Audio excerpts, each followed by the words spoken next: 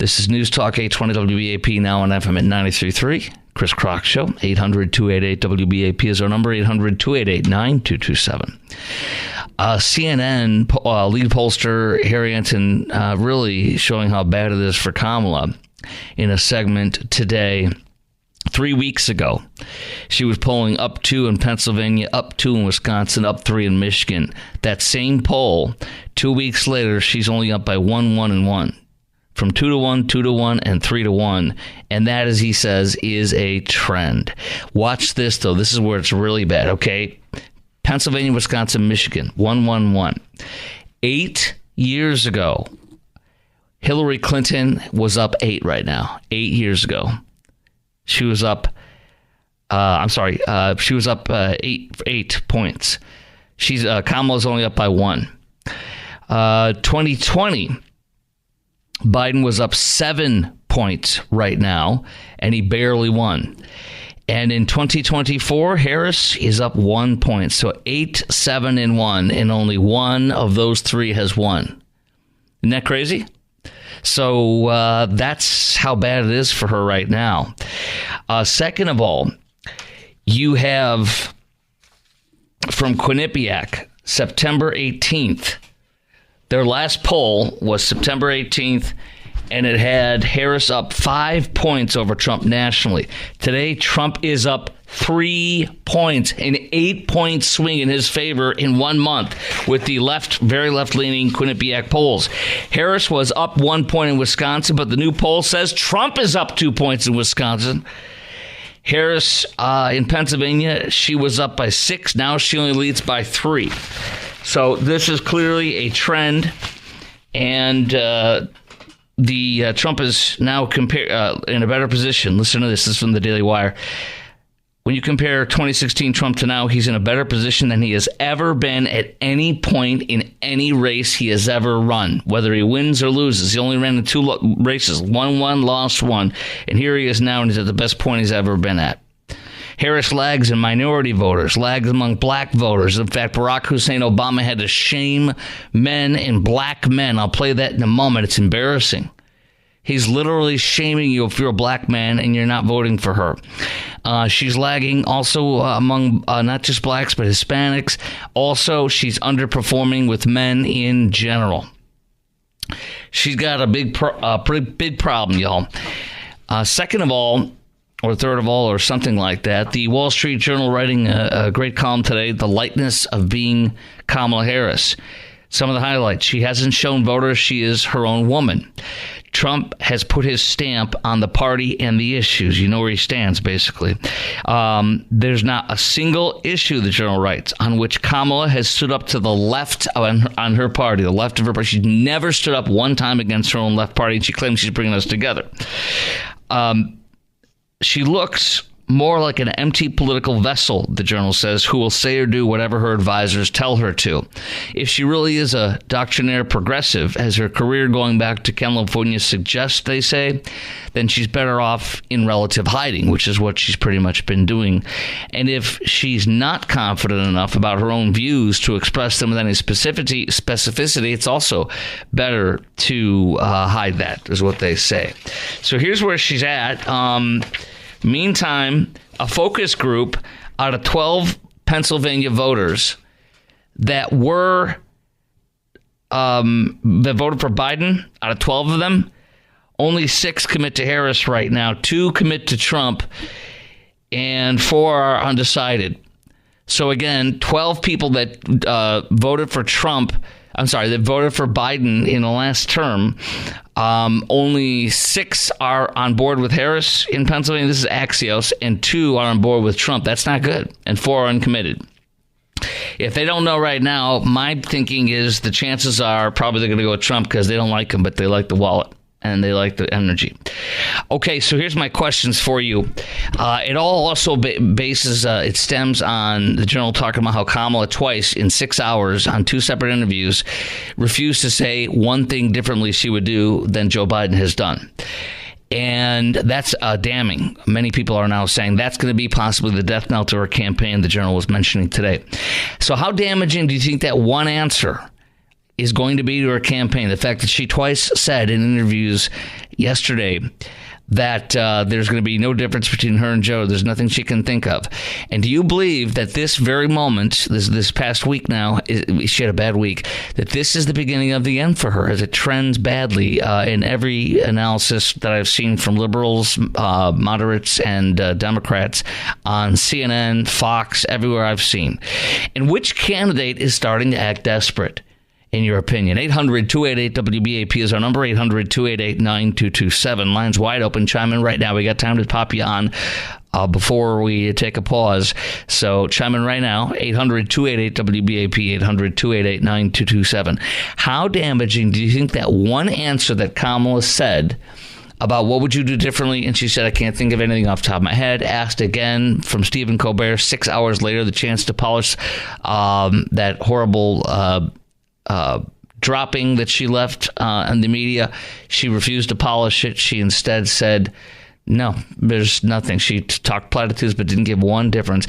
Do you believe this is the beginning of the end for her? I do. And I know people say, and it's true, everything can change tomorrow or in a week. I know that, and I'm not naive, but I really feel this is the beginning of the end for her because there's nothing she can do or say or act out that she hasn't done already, and it's going to fail. And I've told you this for like 3 months now or 2 months or whatever, that the more we see of her, the more she talks and the more she tries to make herself look good, the worse she looks. The Univision. She did Univision town hall, and she talked like this, puppy. Hi, puppy. Hi, puppy. Oh, Jess, we're going to do a lot for you. We are here on your side. Senoritas y señores. Here's what she said. It's almost as bad as Jill Biden's. I love you, my tacos, my taquitos. Here is Kamala. Here was her Jamaican yesterday. Or 2 days ago. Hold on. Let's get the... Here we go. Have you no empathy, man? Yeah, man. The suffering of other people. Have you no sense of purpose? No. You have no shame, man. Have you no shame? And then today it is, ay, babi. Papi. Here we go. I hope your family is okay and your home is okay. Listen. You gotta listen to me. Listen to me, papi. I hope your family is okay. Like I hope your family is okay. I hope your family is okay and your home is okay. Listen. I know prices are too high still. You know prices are too high still. And prices are too high. I know that. We have to deal with it. Here's how I feel about it. Again, you've heard my story. I come from the working class. I'm never going to forget where I come from.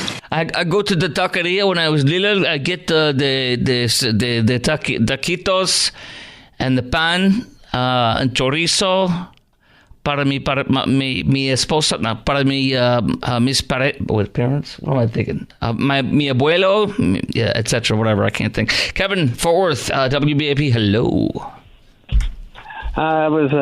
You was talking about the Democrats becoming desperate. Yeah. I keep up with the politics probably more than most people. Drive my family crazy with it, but supposedly there's quote unquote sources inside the DNC that's come out that the DNC probably starting this weekend and into next week, they're going to start shifting more funds towards the Senate and Democrat, Senate and House candidates, more from Kamala, because inside the DNC, they believe that she's going to lose. Yeah. Internal polls are shifting. Yeah, you heard that from Alyssa Slotkin in Michigan. You heard that from Greedy Gretchen Whitmer a couple weeks ago, that it doesn't look good, and it gets out in the press. Wisconsin is a shocker to me. I thought she was going to win it this time, the way it was trending, but look at it. It's falling apart. Pennsylvania is so close. I think it's going to go Trump. I'm pretty confident, but Michigan is insane. It is insane. I totally thought he was going to lose Michigan and Wisconsin this time, but I literally see that everything looks like Michigan and Wisconsin are his. He does not, listen to this. Because my biggest thing is I don't know all the paths, but the ones who we all read do, and they describe.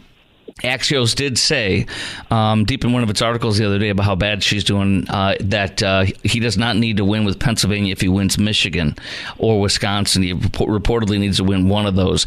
I think right now it looks like Michigan is so solid. It's amazing to me. And it's the Arab vote. They're staying, the Muslim vote. They're staying at home. They do not like her. They know she's going to be still partially in for Israel.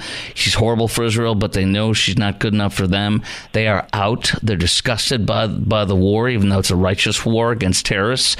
And and in the blue collar union folks, it's just flipping amazing to watch this.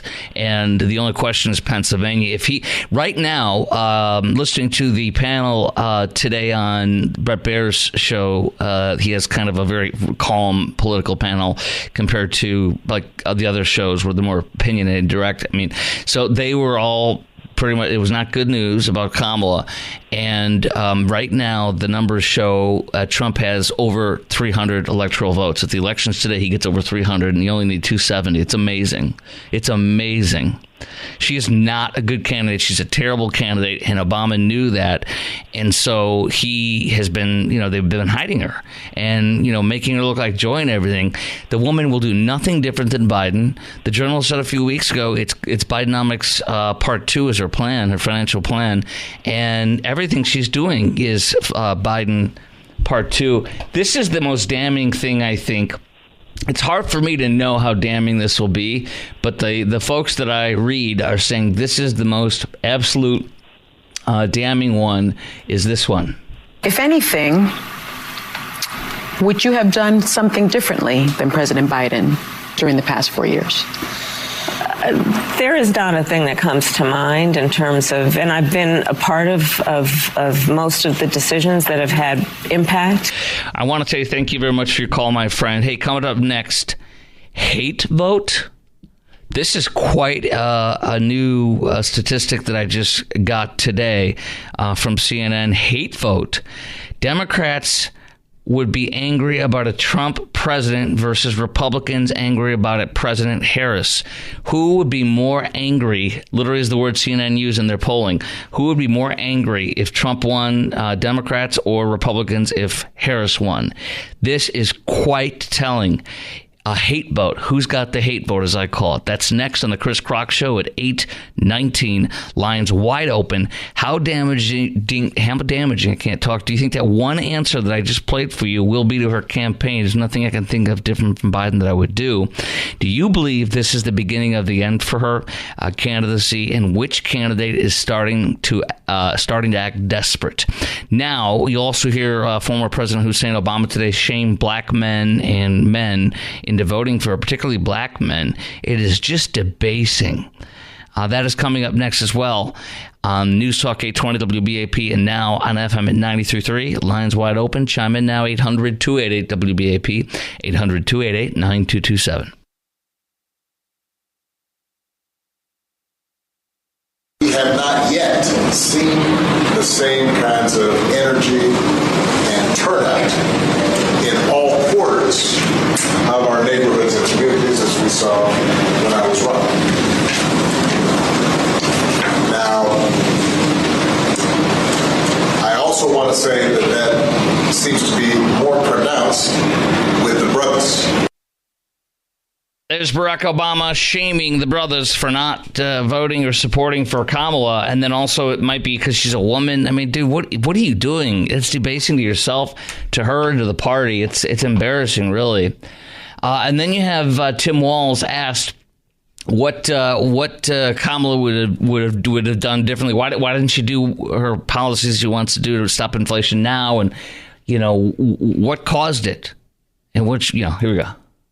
Let's talk about the economy. That is the top issue for voters out there. 74% of voters said the past year they've had to cut back on groceries because of the rising costs, of course. And a lot of those voters, they're concerned that they cast their vote for Kamala Harris, but she's responsible for that. Yeah. So how do you reach those voters? What do you say to those voters who may blame her for the economy right now? Yeah, folks in the middle. Well, we talk to them about what are the policies that are going to make a difference. And we see some of the data, but the data doesn't impact people in their daily lives. Go into the grocery store and you see false information, whether it's bird flu impacting eggs. But the reality for most people is if those costs are up, they want to know what you're going to do about it. I think that's why she's focusing on making sure whether it's home ownership more affordable, tax cuts for the middle class, and let's just be candid about this. There's price gouging piece of this. No answer, no specifics. Meantime, the hate vote. This is very interesting, very telling. Democrats would be angry if Trump wins more than Republicans would be angry if Harris wins by a 10-point margin, which is 52% of all Democrats will be angry if Trump wins versus only 42% of conservatives or Republicans. So that's a hate vote. That's what's going to get him knocked off the race, out of the race, a hate vote. That's sad to me. How damaging is that one answer for Kamala, like saying she can't think of anything she would change from Biden policies in the past 4 years? And the other thing is, do you believe this is the beginning of the end for her, as I do?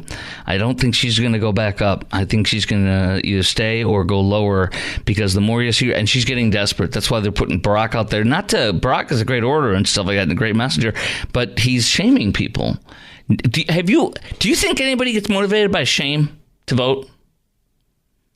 Does that make you want to vote for somebody if they're shaming you, if somebody's shaming you, or to go out? No.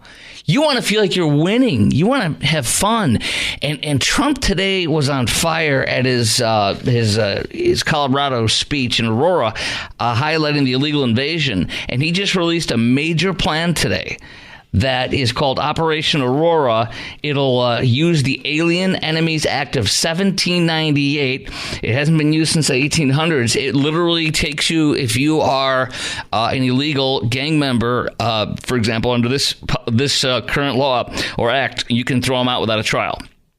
So that's what he's going to do. Any Trinidad Agua member will be rounded up and deported without a trial. And he won't care about them, Venezuela not taking it back. You know, he's amazing and innovative. He will figure it out, and it's going to be great.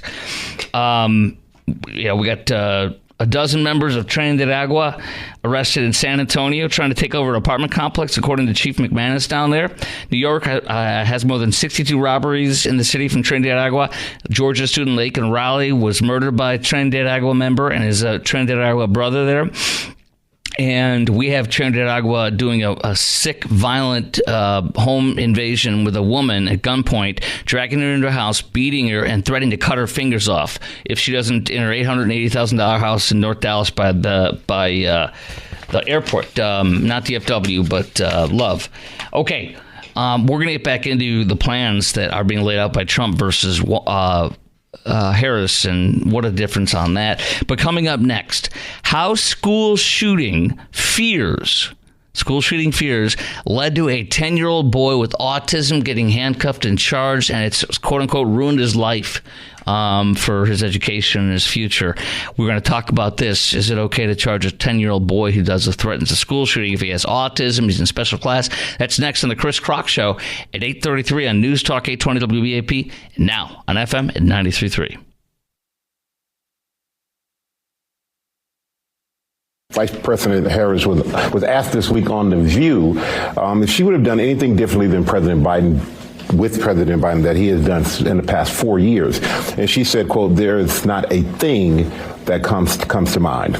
And she later said she would have a Republican in her cabinet. Yeah. And when it comes to President Biden and the presidency, would you or do you see anything that you would have done different? Yeah, and look, as a governor, I was asked to be governor of this state when Donald Trump was president and when Joe Biden was there. And I watched Donald Trump dismiss the COVID pandemic. I watched him drive an economy into the ground. And I watched Joe Biden and Kamala Harris pick those pieces up. And I think for all of us, we make decisions, we reanalyze afterwards. I think the thing that drew me to this ticket, and I think what the vice president's talking about, is that her values on these hasn't changed. They have been working for the middle class. They've been doing all they can to make sure prices come down. They're protecting reproductive care.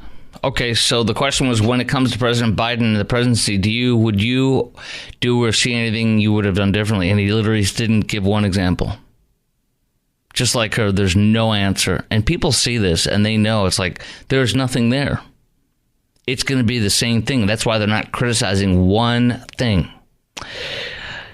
So, by the way, we will get to the school shooting school shooting fears, as the Dallas Morning News puts it, led to a 10-year-old boy with autism being handcuffed in Frisco, and we'll talk about whether that's too harsh of a punishment, especially with his disability. But first, I wanted to wrap up with a few last things. Trump just announced today, Fox News, I should say, announced today Trump is going to participate in an all-female Fox News town hall on issues impacting women in the great state of Georgia, a swing state that's very important, taped in 4 days, airing the 5th day from now, October 16th. Harris Faulkner, the great Harris Faulkner, who's an amazing talent, is going to be hosting it. And they also noted, quote, Fox News noted in their press release on this today, in their statement on Fox, it has a standing invitation, Fox News does, to Vice President Harris for a town hall event of equal stature, which has been extended to her campaign multiple times since she became a candidate for president in August. She refuses to do any town hall or anything with Fox News. That's how she's going to bring people together, by literally snubbing the number one news network in America. By far, it runs laps around CNN and CNBC with the ratings.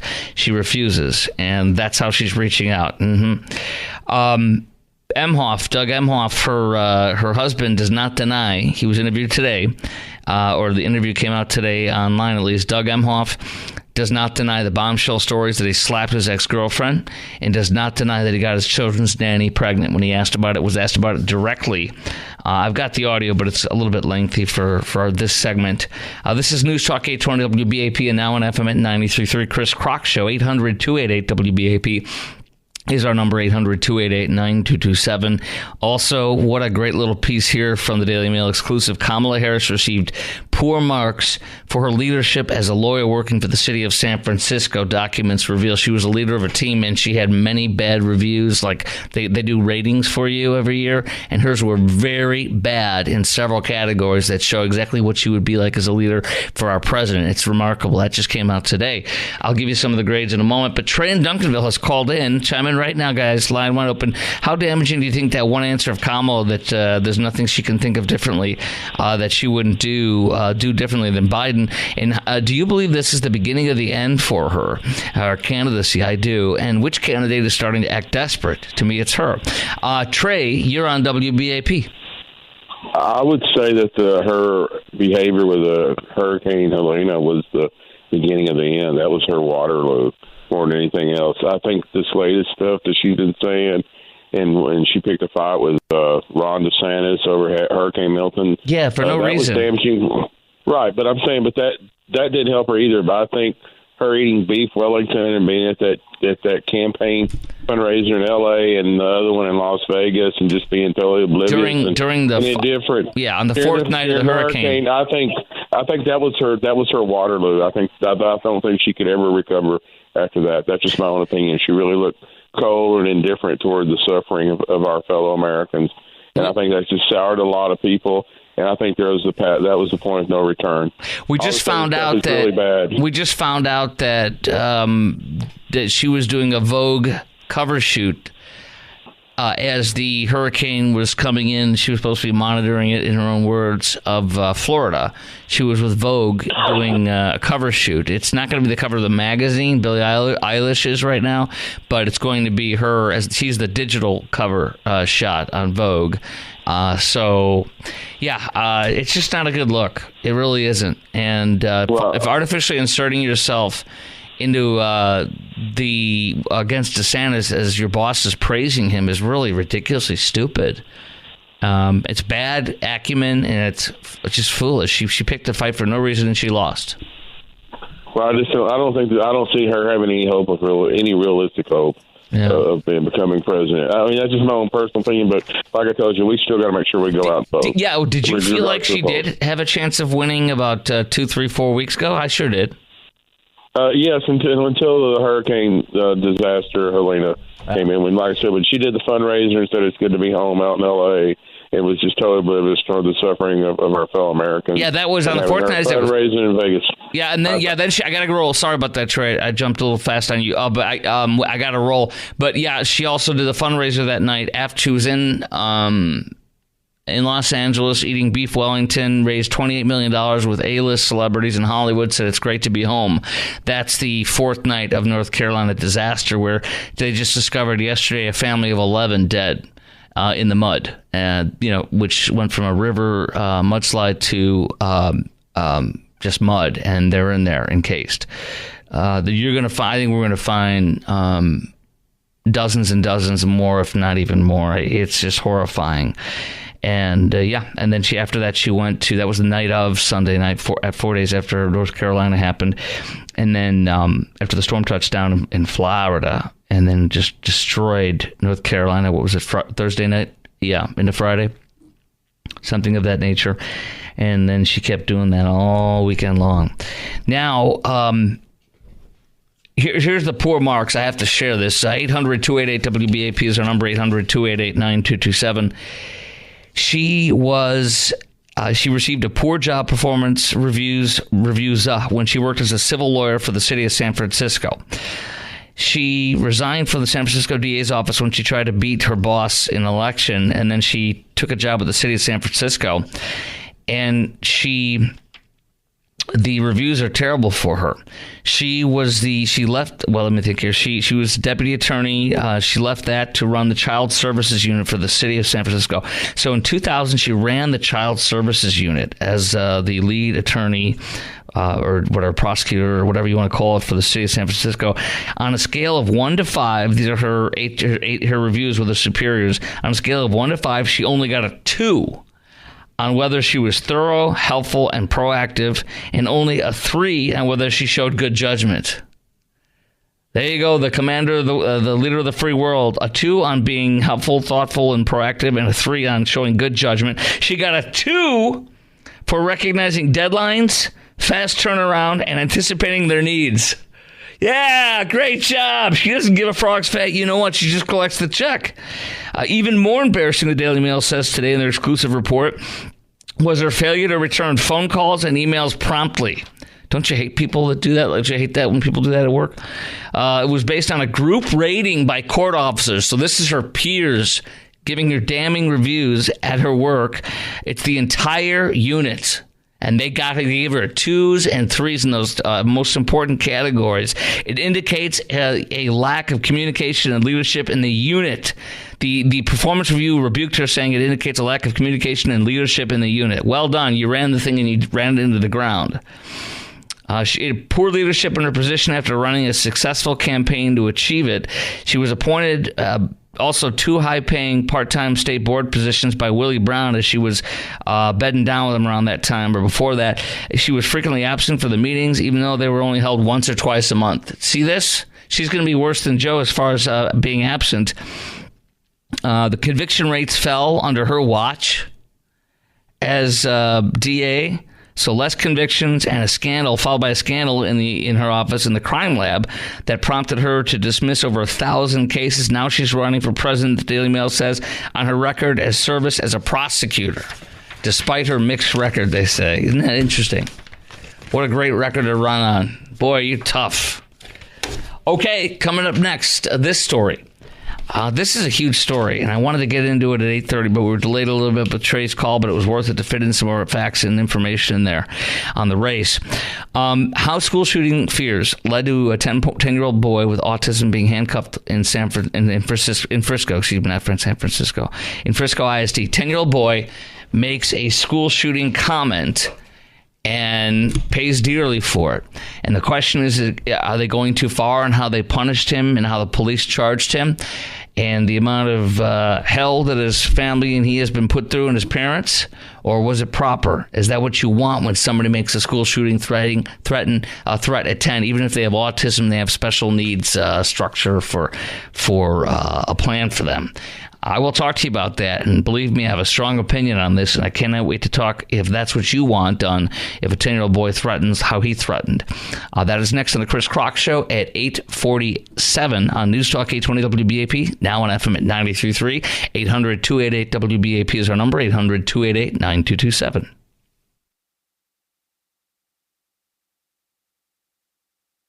News Talk 820 WBAP, now on FM at 93.3. Make it a preset, y'all. 800-288-WBAP is our number, 800-288-9227.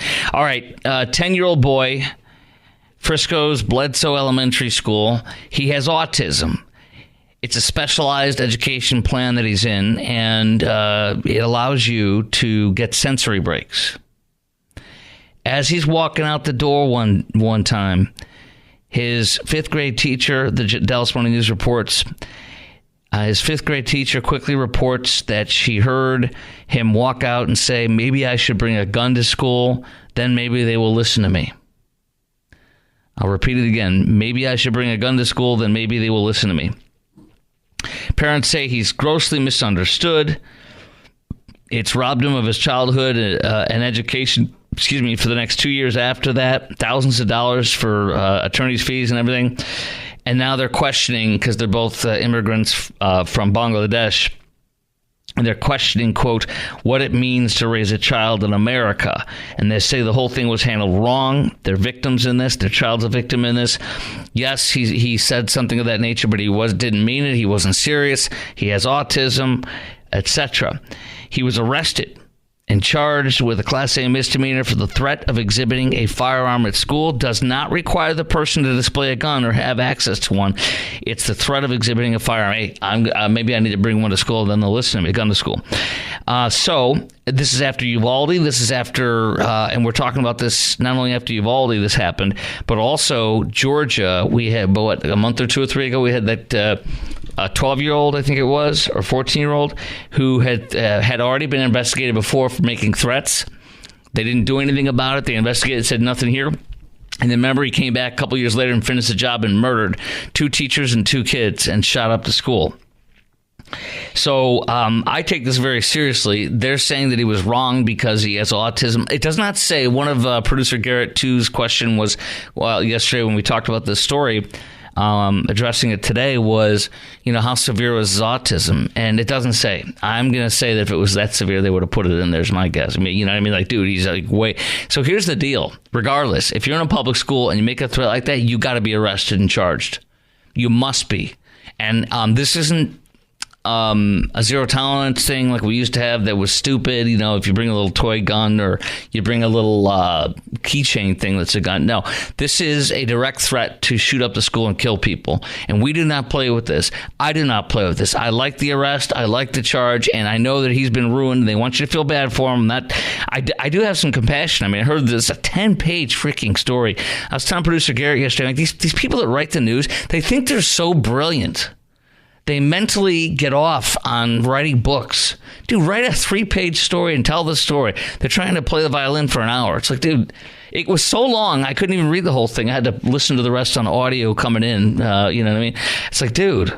So, but anyway, basically, he was ruined. He's miserable. He's depressed. He used to dream of going to Stanford, I think, and all these things. He's going to be the greatest scientist in the world. Now he's miserable, horrible, and doing poorly and has to be at homeschool because he doesn't want to, they don't want him to go in. They're afraid. He ultimately was dismissed by getting intense therapy stuff and everything, working with the prosecutor. They eventually dismissed it.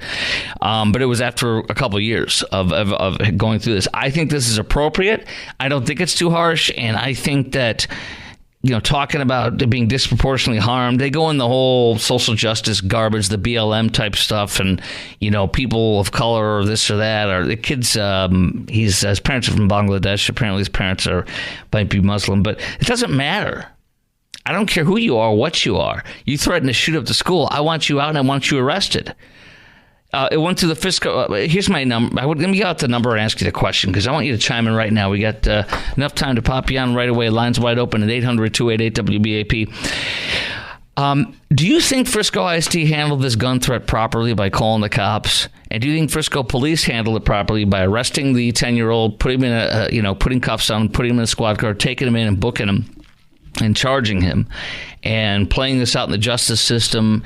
And in the end, it was dismissed because they had intense therapy. They wanted psychiatrists that they were seeing to give them reports on everything. And eventually they said, okay, he's gotten help. He's not a threat. We're going to drop the charge. But I think that was what you got to do. I think it's your job as the parent to tell that kid, You don't make threats. You don't joke around about it, or you will be destroyed. Well, not destroyed, but you will be. You're going to be in big trouble that has long-term implications. His parents are worried he won't be able to get into a Stanford anymore. Well, the juvenile record is sealed, but now, moreover, I want this done the way it was done, because in Georgia it wasn't done that way. And look, every single time we have a school shooting, the FBI we talked to him, we played tiddlywinks with him, we drank, had some drinks with his parents, and we joked around about how he'll probably shoot one day, but no, we investigated, everything's fine, and then it's like, why didn't they do anything? They did, and they're getting attacked. No thank you. Mom and dad, own up, stop attacking. They're suing the Frisco ISD too. It's like, come on. It's horrible, but your kid said something that's a direct threat, and I'm glad they charged him. Are you? 800, do you want a 10-year-old who makes a threat like that, who has autism, to be prosecuted just as if he's anybody else, because you can't do that? Do you want your kid sitting with this guy?